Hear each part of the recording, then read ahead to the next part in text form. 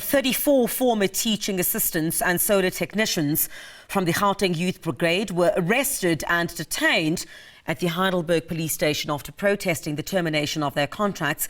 They were part of Gauteng Premier Panyaza Lesufi's Nasi Recruitment Programme aimed at reducing unemployment. Currently, 32,000 teaching assistants are jobless following the end of their contracts in July. Let's speak now to Sihle Mzizi, who is the Secretary of the Gauteng Youth Brigade, on this. Sihle, a very good morning to you. Thanks very much for your time indeed. Just an update, perhaps that's where we could start, about the march that took place, the protest that took place. A number of people had been arrested. What is the update with regard to that? Good morning, Griselda. I am Sihle. On the 29th of August, we had a protest at the N3 in Heidelberg.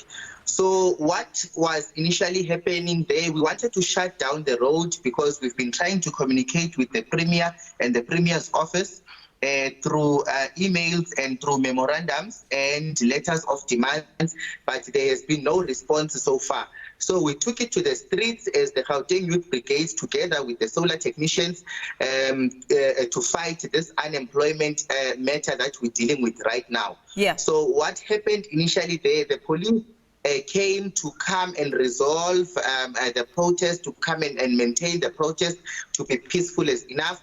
So what happened, they made a call to the office of the Premier and they got an order that they should arrest the Gauteng Youth Brigade and the solar technicians who were there at the scene at that time. Let's go back to what led us to this point.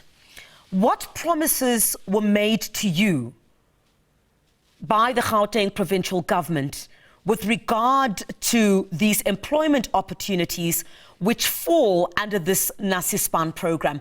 What promises were made to you? The Gauteng Youth Brigade, the Premier had made promises to us, thereby captured. He said, I'm quoting, "I will extend the contract forever and ever up until the national government explain where to place you." So now we are so surprised to see our contracts have ended without that extension of forever and ever up until the national government has placed us.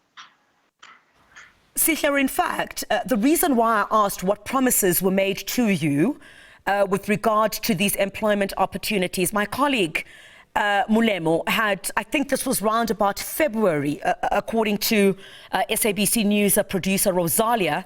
In February of this year, this is what the Gauteng Premier Panyaza Lesufi had to say about the employment opportunities and the fact that they would continue. Let's take a listen to that clip and I'll come back to you in just about a moment, Sihle, so that you'd be able to comment on that. Let me give background to this particular issue. What happened is that in 2020, national government appointed young people across the country. In Gauteng, there were 35,000. There were various thousands across the country as part of the COVID mitigation effects, so that they can assist teachers with additional work. Remember, at that time, the learners were coming, shifts, system was utilized, and many other things. So, unfortunately, in 2023, their contracts were terminated by the national government because it's an annual contract that needs to be terminated. So we assumed that because an annual contract, it will kick in the next a day or the next year. So we then said, instead of saying to these young people, go home, we will step in, carry them until when that annual period kicks in, then they can continue. But when that annual period was not kicking in, and we're sending correspondence to say, what's the future of this program? And it was not very clear. That's where we felt that we can't just carry it perpetually. Our intervention was for that year, but now that is going beyond year, it will be very difficult because it was not budgeted for. But we are happy that UIF sent correspondence to us 2 weeks ago that they are reactivating that program, which simply means that there will be an opportunity to be looked at. It's just that I don't know the new recruitment format will be to bring them back or recruit new people, but we are hopeful that those young people will be looked after. And I've apologized openly during the State of the Province address that we're closing a gap. Yeah. But unfortunately, to close that particular gap created expectations. Yeah. But on top of that, it led to people losing Is there synergy there with the national government? Because some of those young people felt you made commitments to us and now you've just left us hanging. No, we made commitments that until National pronounce on the matter will carry you. That National has made a pronouncement.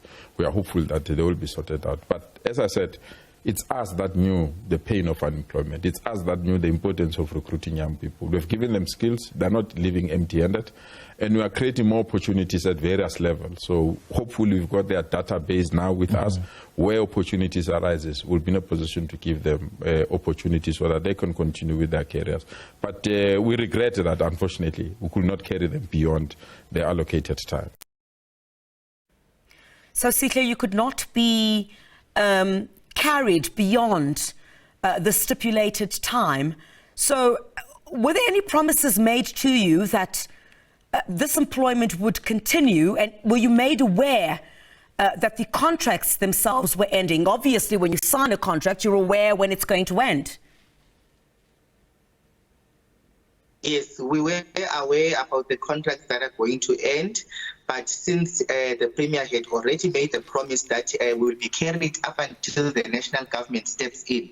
So we thought the program will be running with us up until the national government steps in.